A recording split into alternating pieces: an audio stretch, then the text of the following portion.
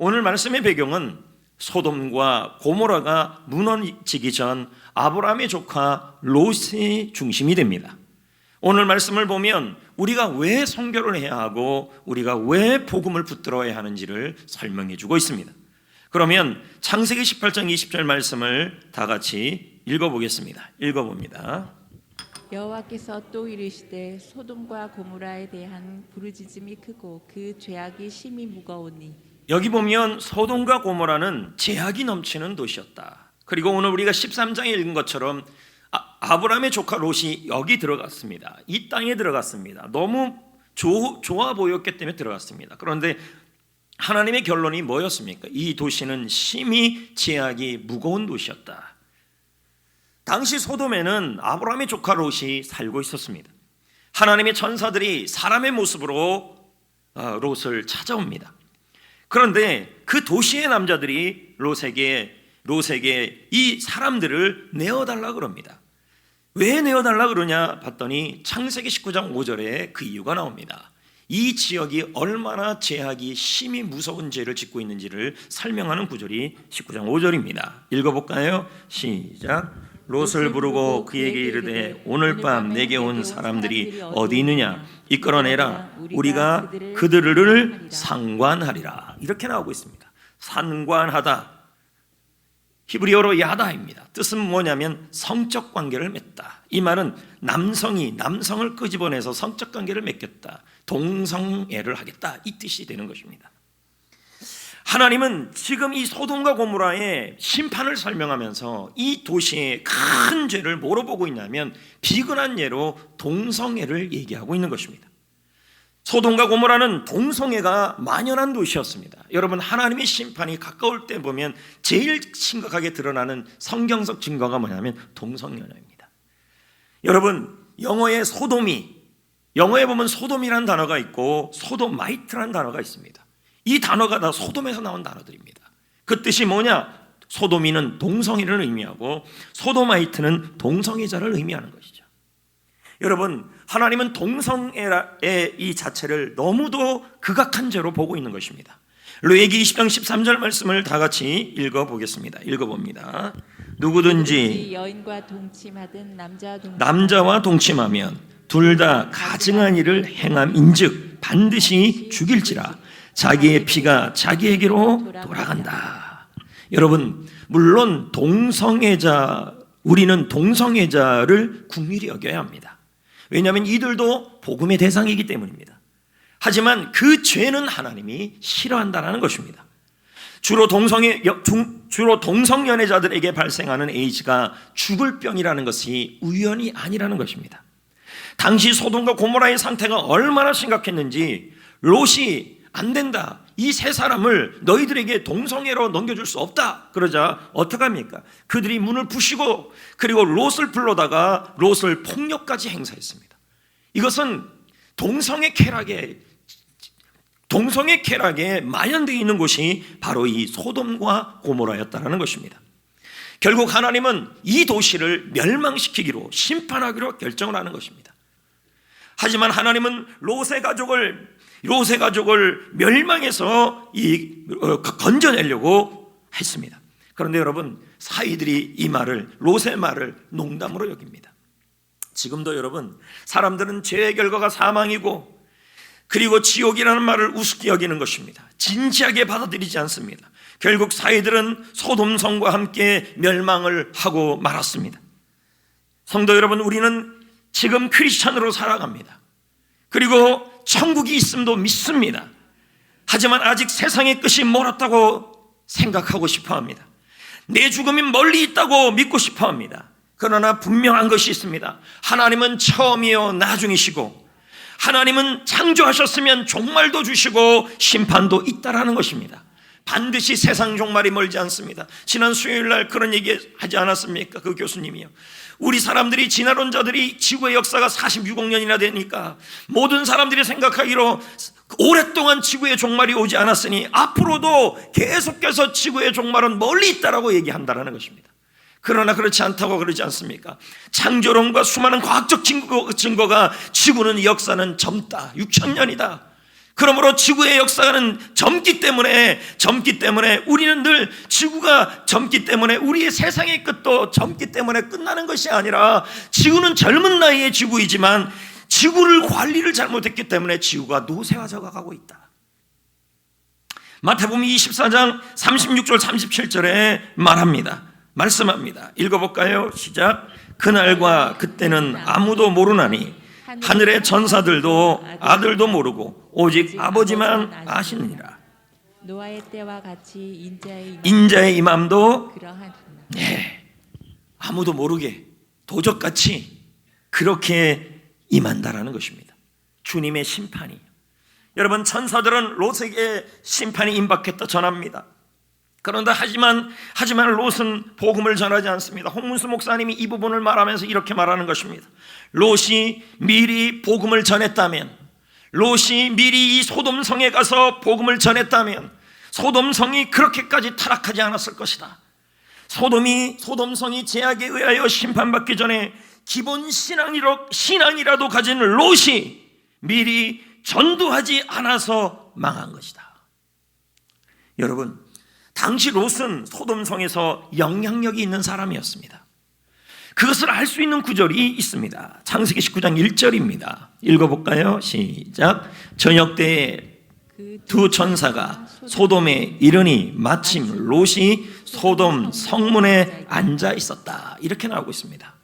당시 성문 앞에서 중요한 회의가 열렸어요. 법정도 열렸어요. 롯이 성문 앞에 앉아 있었다라는 것은 그가 영향력 있는 사람이었다는 거예요. 소돔에서요. 성경학자들은 롯이 행정적 책임자였거나 소돔성의 재판장이었을 것이라고 추측을 하고 있습니다. 하지만 롯은 기본 믿음을 가지고 있었던 롯은 소돔에서 얼마든지 거룩한 영향력을 미칠 수 있는 위치에 있었습니다. 그는 그러나 소돔이 망할 때 자신과 두 딸만 구원을 받게 되었습니다. 참으로 부끄러운 구원이었습니다. 아내도 잃고 사위도 잃어버린 것입니다. 그렇게 소중히 여기던 집과 재물을 하나도 가지고 나오지 못했습니다. 여러분, 롯이 소돔 아브라함과 헤어질 때 그가 소돔 땅을 선택했어요. 이유는 뭐예요? 오늘 13장 말씀해 보면 이유는 뭐예요? 그 땅이 보기 좋았고 여호와의 동산 같았고 너무 문명이 발달한 지역이었기 때문에 그 땅을 선택했고 거기서 집을 갖고 재물을 누렸던 것이었습니다. 하지만 보십시오. 소돔성이 무너질 때, 하나님의 심판이 임할 때, 불과 유황과 불심판으로 임할 때 그가 그렇게 붙잡고 싶었던 집과 재물은 하나도 남김없이 사라져갔다는 것입니다. 안타깝게도 롯은 소돔성에서 두 딸 외에는 단 한 사람도 복음을 전하지 못했습니다. 롯은 소돔과 고모라가 불로 심판되는 모습을 성경에서 보았다고 합니다. 멀리서 산에서 소돔성이 무너져가고 연기가 올라가는 모습을 롯이 보았다는 것입니다.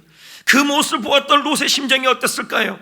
영향력 있는 사람으로서, 기본 믿음이 있는 사람으로서 만약에 복음을 전했다면 소돔은 어떻게 되었을까요? 전도지를 나누고, 지금 말로 말하면 전도지를 나누고 최소한 복음을 전하고 나누고 알려주는 일이라도 했었다면 사이들만큼이라도 구원을 받았을 것이고 딸들의 삶도 바뀌었을 것입니다. 성도 여러분, 우리에겐 바울의 심정이 필요합니다. 동족이 복음을 받아들이지 않는다면 자신이 그리스도께 끊어져도 좋다, 그런 각오가 있었던 사람이 바울이었습니다. 여러분, 우리는 혹시 죄송한 질문이지만 롯처럼 살고 있지는 않습니까? 믿음은 갖고 있지만, 기본 믿음은 갖고 있지만 지금 여러분 동성애가 만연해지고 그것이 상황이 넘쳐나는 이 시대에서 롯처럼 기본 믿음은 갖고 있지만 복음의 복자를 꺼내지 못하고 복음을 전하지 못하는 그러한 현실에 처해 있지 않습니까? 고린도전서 9장 16절에 바울은 이렇게 말씀하고 있습니다. 다 같이 한번 읽어볼까요? 시작. 내가 복음을 전할지라도 자랑할 것이 없으면 내가 부득불할 일이 아니다. 만일 복음을 전하지 아니하면 내게 뭐가 있으리라? 화가 있을 것이로다. 화가 있으리라. 공동 번역은 해석합니다. 내가 복음을 전한다 해도 그것은 나에게 자랑거리가 아니다. 당연한 일이다. 마땅히 해야 될 일이기 때문이다. 성도로서, 그리스도인으로서, 구원받은 백성으로서, 기본 믿음이 있는 사람으로서 마땅히 해야 될 일은 복음 전하는 일이다. 만일 내가 복음을 전하지 않는다면 나에게 화가 미칠 것이다. 왜 바울은 이런 말을 했을까요? 여러분, 복음만이 능력이고, 복음만이 소망이고, 복음만이 희망이고, 복음만이 살 길이기 때문인 것입니다. 로마서 1장 16절에 뭐라 그럽니까? 내가 복음을 부끄러워하지 아니한다. 이 복음은 모든 믿는 자에게 구원을 주시는 하나님의 능력이라. 먼저는 유대인에게요, 그리고 헬라인에게다. 여러분, 유대인, 헬라인, 이 말은 관용구입니다. 유대인이란 말은 나의 동족에게 이 복음은 능력이다. 헬라인이란 말은 이방인, 그리스인, 이 세상의 열방까지도 이 복음은 하나님의 능력이다, 이 뜻입니다. 복음만이 능력이라는 것입니다. 여러분, 능력이란 말이 무슨 뜻일까요? 두나미스, 다이나마이트라는 뜻입니다. 복음이 선포되는 곳에, 아니 여러분, 복음이 전해지기만 해도, 나누어지기만 해도 그 복음이 전파되는 곳에서는 다이나마이트가 폭발하는 것처럼 강력한 폭발력이 나타난다는 것입니다. 아니, 복음이 전하고만 있어도 소돔성처럼 무너지지는 않을 거라는 것입니다. 복음은 민족과 열방의 소망인 것입니다. 그러므로 우리는 이제 어떻게 해야 될까요? 사도행전 1장 8절, 그 유명한 구절 아닙니까? 다 같이 한번 읽어보겠습니다. 오직 성령이 너희에게 임하시면 너희가 권능을 받고 예루살렘과 온 유대와 사마리아와 땅끝까지 이르러 내 증인이 되리라. 아멘. 예루살렘 앤드, 온 유대 앤드, 사마리아 앤드, 땅끝 모두 동격인 것입니다. 이 말은 예루살렘만 전도하고 그런 다음에 다 복음만 된 다음에 땅끝까지 가라는 것이 아니라 예루살렘과 유다와 사마리아와 땅끝까지 동시적으로 복음을 나누고 복음을 위해 기도하고 복음을 전하고 있어야 하는 것입니다. 너희는 그리스도인입니다. 구원받은 하나님의 백성들인 것입니다.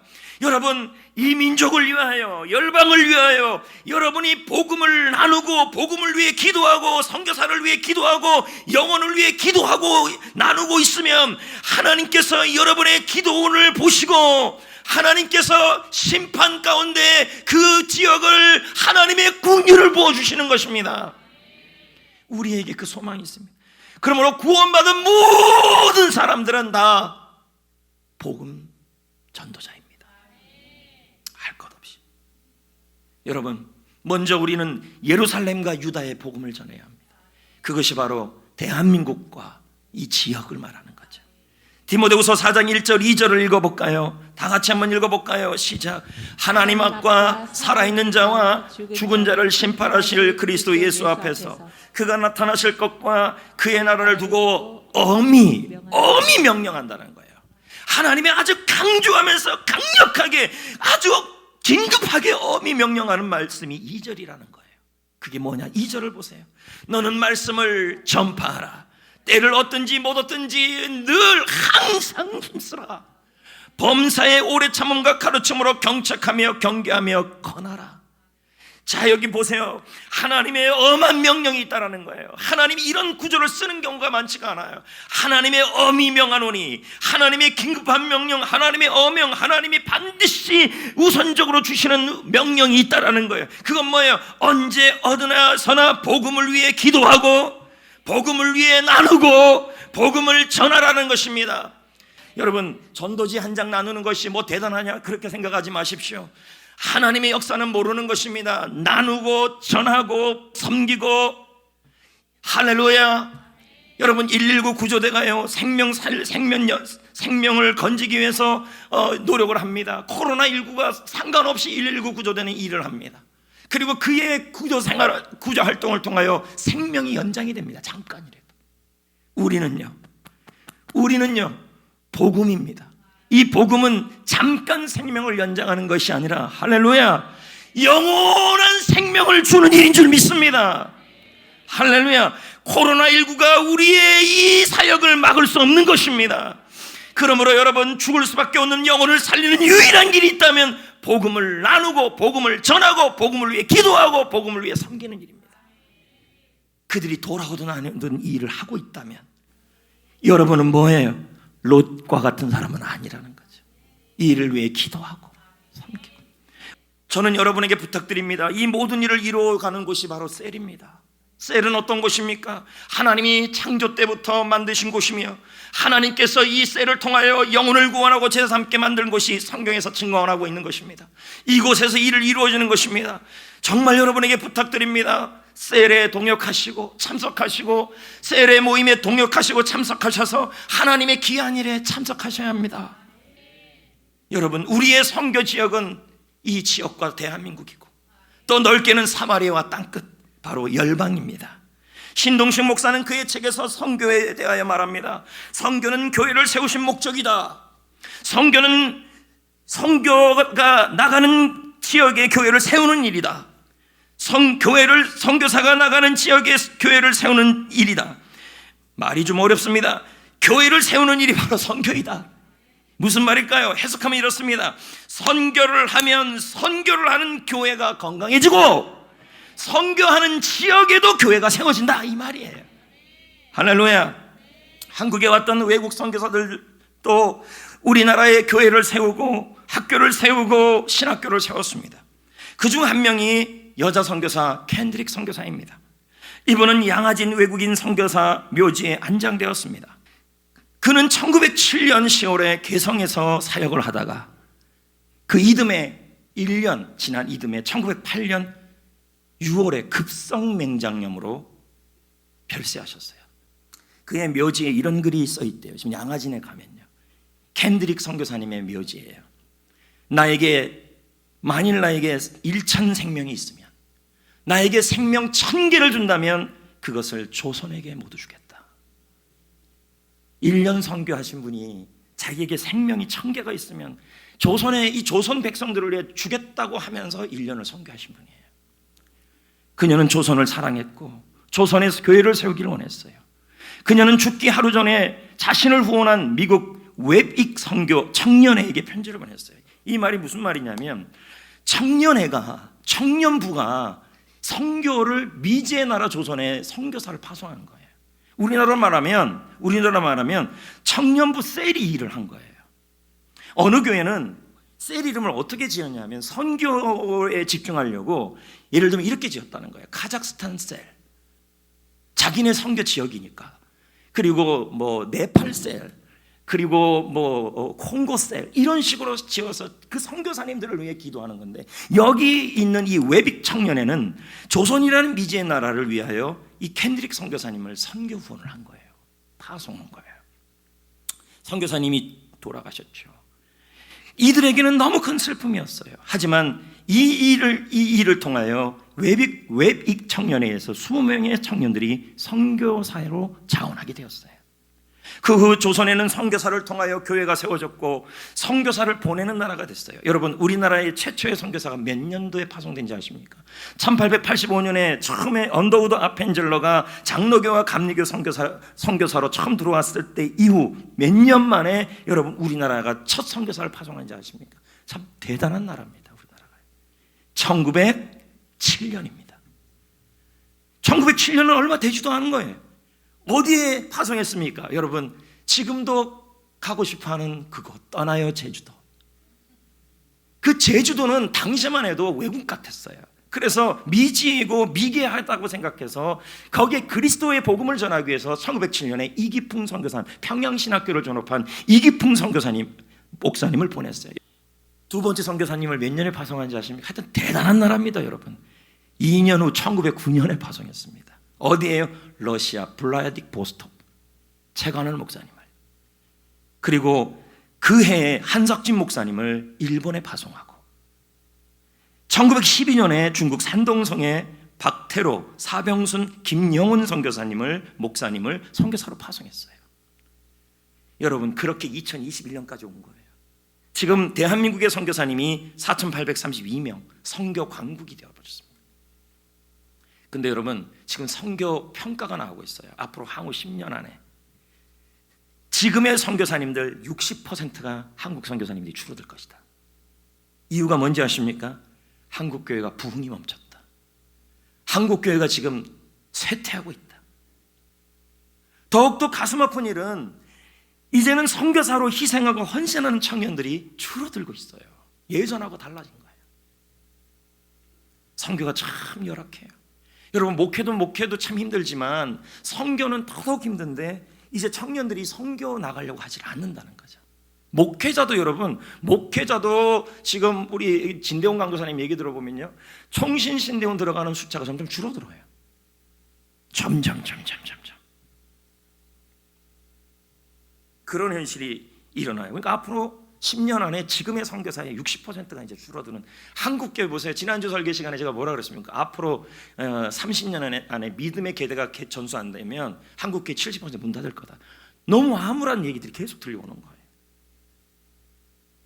여러분, 그래도 복음은 소망이고 복음은 희망이고 바르게 가는 교회는 분명히 하나님이 일하실 줄 믿습니다. 할렐루야. 여러분, 우리 선교는 세 가지로 섬길 수 있습니다. 첫 번째 뭡니까? 기도하는 선교예요. 선교는 영적 전쟁입니다. 그래서 무엇보다도 강력한 중보기도가 필요합니다. 영국 선교사님들이 선교 초기 때 이런 일이 있었대요. 아프리카에서 선교하는데 부부가 갑자기 코끼리 떼가 막 몰려와가지고 선교사님 부부의 텐트에 그 베이스 캠프에 몰려오는 거예요. 이대로 되면 모두 다 죽어야 될 상황이에요. 그때 갑자기 식기를 들고 막 이렇게 치면 되겠다라는 그런 생각이 든 거예요. 그래서 막 쳤어요. 쳤더니 어떻게 되냐면 코끼리가 떼들이 이렇게 오는데 이렇게 살짝 비껴간 거예요. 너무 신기하게 살아난 거죠. 그리고 영국으로 돌아와서 선교 보고를 하는데 중보기도팀 임원들이 그때가 언제인지를 물은 거예요. 근데 놀라지 마세요. 언제였냐면 기도팀들이 바로 그 시간에 선교사님 가정을 위해 기도했을 때였어요. 이게 기도의 힘이에요. 지금 우리 교회가 셀마다 해당 선교단체가 있고 개척교회들이 있어요. 그러면 여러분이 셀에서 그 기도를 하고 중보기도팀들이 선교단체와 위해서 그 기도하는 그 시간들이 이렇게 중요해요. 여러분, 로처럼 영향력이 있고 믿음이 있음에도 불구하고 내가 우리 교회에서 섬기는 선교 단체와 선교사와 개척교회를 위해서 기도만이라도 하고 있다면 여러분, 이건 선교에 위해서 동참하는 겁니다. 참여하셔야 합니다. 할렐루야. 두 번째는 여러분, 보내는 선교사입니다. 이제 우리 교회도 다시 파송 선교사를 보낼 준비를 해야 하고, 그래서 아까 말한 청년회처럼 청년의 교구가 하나 딱 맡아서 선교사를 보내는 일도 일어나야 합니다. 할렐루야. 세 번째는 여러분, 물질로 선교하는 것입니다. 지금도 선교사님들은 한국에 들어오면 있을 곳이 없습니다. 제가 이번에 이 선교 관련 책들을 보면서요, 빛과 소망의 교회를 읽었습니다. 이 교회는 선교사님들은요, 들어오면 집이 없어요. 있을 데가 없어요. 그러니까 이 교회는 빌라를 여러 채를 구입을 해가지고 선교사님들을 위한 게스트하우스로 쓰는 거예요. 그래서 선교사님들이 있고 싶을 때까지 있고, 그리고 교회는 빌라를 구입하고 성도들은 그곳에 들어갈 생수, 냉장고, 가스레인지 그것들을 다 서로 헌물해서 채웠어요. 그리고 선교사님들은 와서 거기서 편하게 쉬는 거죠. 제 소망이 있다면 여러 채가 아니라 한 채라도 있었으면 좋겠어요. 그래서 선교사님들이 와서 편안하게 있다가 있을 곳이 없으면 왔다가 쉬었다가 하는 그러한 일들도 우리가 마련해야 할 줄 믿습니다. 총신 동기 중에 한 분이 선교사 사명을 감당했습니다. 그런데 2주 전에 여러분, 심장 발작으로 사망하고 말았습니다. 선교가 얼마나 힘들고 얼마나 어려운지를 보여주는 일입니다. 여러분, 정말 기도 많이 해주셔야 합니다. 여러분이 롯처럼 소돔과 고모라 속에 문화에 젖어 있고 영적 무감각 속에 있지 마시고, 코로나19 속에서도 119 구조대가 최선을 다해서 구조하는 활동을 하는 것처럼 우리는 영원한 생명을 주기 위해서 멈추지 말고 이 영혼들을 위해 기도하고, 할렐루야, 열방을 위해 기도하고, 여기에 기록된 선교사님들을 위해 기도하고, 이분들을